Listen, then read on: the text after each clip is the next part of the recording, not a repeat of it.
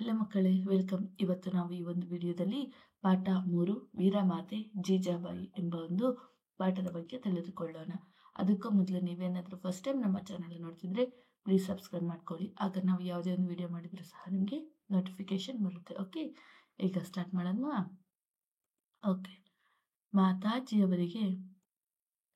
ಮಾತಾಜಿಯವರಿಗೆ ನನ್ನ ಪ್ರಣಾಮಗಳು. ಚಿಗುರು ಮೀಸೆಯ ವೀರ ಬಾಲಕ ನಮ್ರತೆಯಿಂದ ನುಡಿದನು. ಹುಸಿನಗೆ ಬೀರುತ್ತಾ ಅವನ ತಾಯಿ, ಬಾ ಕಂದ, ಇಲ್ಲಿ ಕುಳಿತುಕೋ. ಆಗಲಿ ತಾಯಿ ಎಂದು ಬಾಲಕ ಕುಳಿತುಕೊಂಡನು. ಅಮ್ಮ, ನನ್ನನ್ನು ಕರೆಸಿದ ಕಾರಣವೇನು? ನನ್ನಿಂದ ಏನಾಗಬೇಕು ಕೇಳು ತಾಯಿ ಎಂದನು ಬಾಲಕ. ನಾನು ಕೇಳಿದ್ದನ್ನು ಕೊಡುವೆಯ ಮಗನೇ ಎಂದು ತಾಯಿ ಅಭಿಮಾನದಿಂದ ನುಡಿದಳು.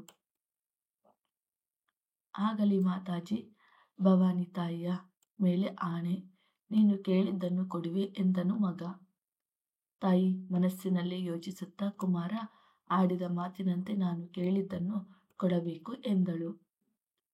ಕೇಳು ತಾಯಿ, ಅಗತ್ಯವಾಗಿ ನೀಡುತ್ತೇನೆ ಎಂದನು ಮಗ ಸಂತೋಷದಿಂದ. ನಾನು ಧನ್ಯ ಕಂದ, ಈಗ ಹೇಳುವೆನು ಕೇಳು.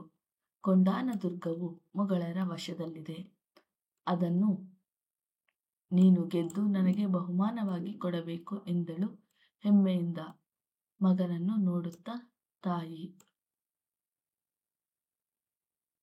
ಈ ರೀತಿ ಸಂಭಾವನೆ ನಡೆಸಿದ ತಾಯಿ ಮಗ ಯಾರು ಗೊತ್ತೇ? ಇವರೇ ಭಾರತದ ಇತಿಹಾಸದಲ್ಲಿ ಶಾಶ್ವತ ಸ್ಥಾನ ಪಡೆದಿರುವ ವೀರಮಾತೆ ಜೀಜಾಬಾಯಿ ಹಾಗೂ ಅವಳ ಪುತ್ರ ಮರಾಠ ಸಾಮ್ರಾಜ್ಯದ ಉನ್ನತಿಗೆ ಕಾರಣನಾದ ಛತ್ರಪತಿ ಶಿವಾಜಿ. ಜೀಜಾಬಾಯಿ ಕ್ರಿಸ್ತಶಕ 1594ರಲ್ಲಿ ಲಖುಜಿ ಜಾವದ್ ರಾವ್ ಅವರ ಮಗಳಾಗಿ ಜನಿಸಿದಳು. ಕ್ರಿಸ್ತಶಕ 1603ರಲ್ಲಿ ಶಹಾಜಿಯನ್ನು ವಿವಾಹವಾದಳು. ಶಹಾಜಿಯು ಬಿಜಾಪುರದ ಆದಿಲ್ ಶಾಹಿಯಲ್ಲಿ ಉದ್ಯೋಗ ಮಾಡುತ್ತಿದ್ದನು. ಕ್ರಿಸ್ತಶಕ 1627ರಲ್ಲಿ ಶಿವನೇರಿ ದುರ್ಗದಲ್ಲಿ ಈ ದಂಪತಿಗಳ ಮಗನಾಗಿ ಶಿವಾಜಿಯು ಜನಿಸಿದನು.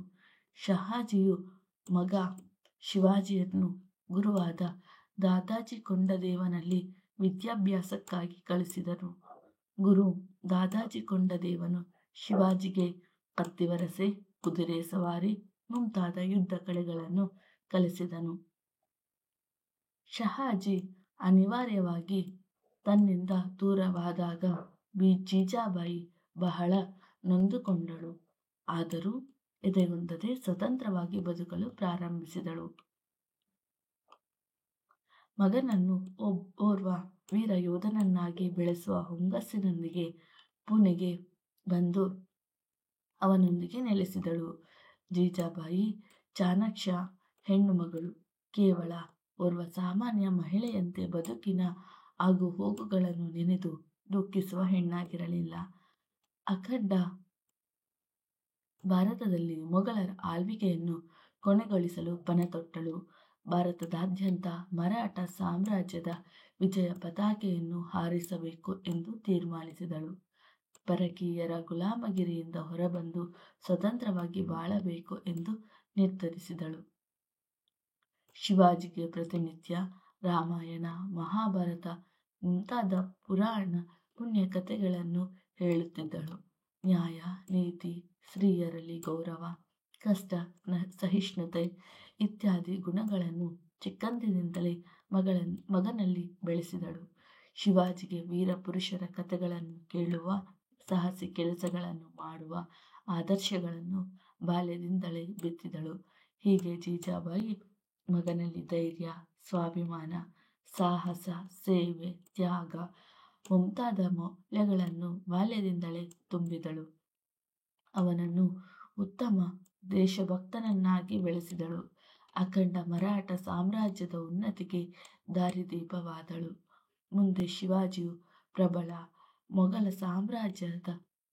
ಮೊಘಲ ಸಾಮ್ರಾಟ ಔರಂಗಜೇಬನ ವಿರುದ್ಧ ಹೋರಾಡಿ ಜಯಗಳಿಸಿದನು. ಜೀಜಾಬಾಯಿ ಮಗನ ವಿಜಯೋತ್ಸವಕ್ಕೆ ಬಹಳ ಸಂತೋಷಪಟ್ಟಳು. ರಾಯಗಢದಲ್ಲಿ ಶಿವಾಜಿಯ ಪಟ್ಟಾಭಿಷೇಕವು ಅತ್ಯಂತ ವೈಭವದಿಂದ ನಡೆಯಿತು. ಸ್ವಾಮಿ ರಾಮದಾಸರು ಬಂದು ತಮ್ಮ ಹಸ್ತದಿಂದ ಶಿವಾಜಿಗೆ ಮುಕುಟಧಾರಣೆ ಮಾಡಿದರು. ಜೀಜಾಬಾಯಿ ಶಿವಾಜಿಯ ಬಾಲ್ಯದಲ್ಲಿದ್ದಾಗ ತಾನು ಕಂಡ ಕನಸು ನನಸಾಯಿತು ಎಂದು ಖುಷಿಪಟ್ಟು ಶಿವಾಜಿಯನ್ನು ಆಶೀರ್ವದಿಸಿದಳು. ಅಂದು ಅವಳು ಸಹ ರಾಜಮಾತೆ ಎನಿಸಿಕೊಂಡಳು. ಈ ಸಂತೋಷದ ದಿನಗಳನ್ನು ಅನುಭವಿಸಲು ಹೆಚ್ಚು ಅವಕಾಶ ಜೀಜಾಬಾಯಿಗೆ ಲಭಿಸಲಿಲ್ಲ. ಶಿವಾಜಿ ಗದ್ದಿಗೆಯನ್ನೇರಿದ ಕೆಲವೇ ದಿನಗಳಲ್ಲಿ ಹಾಸಿಗೆ ಹಿಡಿದಳು. ಸುಮಾರು 80 ವರ್ಷಗಳ ಕಾಲ ಜೀವಿಸಿದ್ದ ಜೀಜಾಬಾಯಿ ಮರಾಠರ ಅಭ್ಯುದಯ ಕಂಡಳು. ಅನಂತರ ರಾಯಗಢದ ಬಳಿಯಿರುವ ಪಾಚಾಡ ಎಂಬ ಹಳ್ಳಿಯಲ್ಲಿ ಕ್ರಿಸ್ತಶಕ 1674ರಲ್ಲಿ ನಿಧನ ಹೊಂದಿದಳು. ಇಷ್ಟು ಈ ಒಂದು ಪಾಠ ಆಗಿದೆ. ನಿಮ್ಗೇನಾದರೂ ಈ ಒಂದು ವಿಡಿಯೋ ಇಷ್ಟ ಆಗಿದ್ರೆ ಪ್ಲೀಸ್ ಲೈಕ್ ಆ್ಯಂಡ್ ಸಬ್ಸ್ಕ್ರೈಬ್ ಮಾಡಿ. Thank you for watching the video. Thank you.